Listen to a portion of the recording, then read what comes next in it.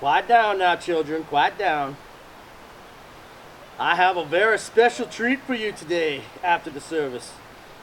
Just this very morning, an intruder tried to steal onto our hallowed ground and make off with our provisions.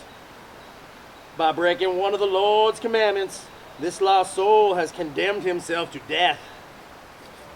For he has sinned and let evil into his heart. For he is not the only sinner. There are not left here but those God has forsaken.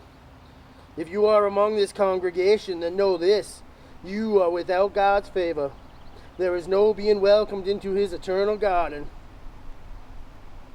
Your final judgment has been laid out before you. The die has been cast. The stone has been thrown. He has judged you unworthy of his divine love and forgiveness. God is done with this place. His experiment that began in the Garden of Eden has failed. You, my children, spent your lives in sin and transgression. You chased material gain here on earth in order to have a comfortable life, one that lacked in empathy, charity, or piety. You spat on his love and used it as lubrication for sin after sin, and cared not that his reckoning was coming. You laughed at his forgiveness, thinking he was weak, and you cared not that his wrath was near. You mocked his very existence by worshiping false idols and ideologies, not caring that his judgment had been passed. Yes, children, your fate has been sealed by your own hand. When the locusts of Egypt returned and devoured all in their path, still you said, nay, there is no God. This is just nature. When the riots and civil unrest started happening all over the globe in unison, you said, nay, there is no God. This is just protest. When the armies of the free world began marching on each other, still you said, nay, there is no God. This is just politics. When the dust of the war had settled and the plagues and sickness took hold over this land, still you said, nay, there is no God. This is just science.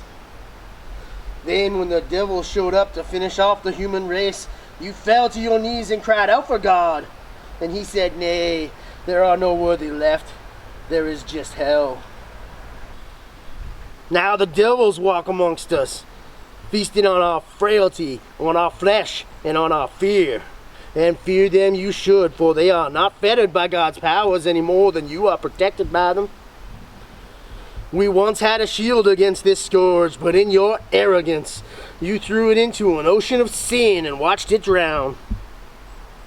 I have seen these devils with my own eyes, and they are fast and strong, but most of all, they are hungry. Now these are the devil's days. Can I get a amen?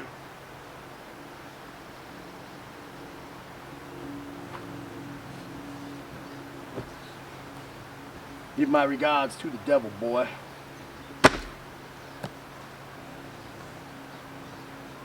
I see you. Good? Go. Yep. Missed this horribly now.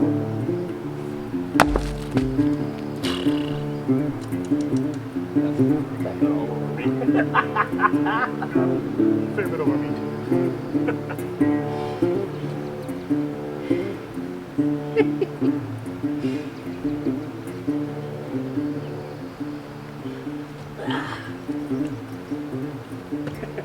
Nom nom nom nom nom. You love watermelon.